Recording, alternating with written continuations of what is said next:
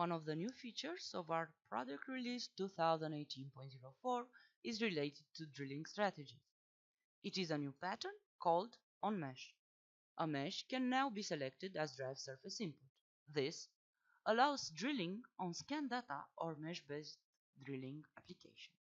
To access this new pattern, all we have to do is go to UI parameters, go to the surface path page, choose drilling as strategy, and of course pattern onMesh.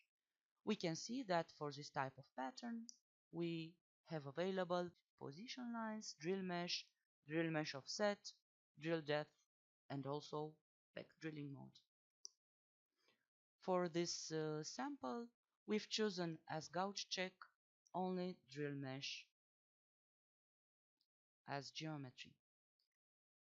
We remind you that if we select as geometry only drill mesh, and also for checking the cutting part, the algorithm will ignore the cutting part and will do the collision checking only with the rest of the tool in order to drill the hole. With this setting, after we calculate the sample, we obtain this type of toolpath. Thank you for your attention.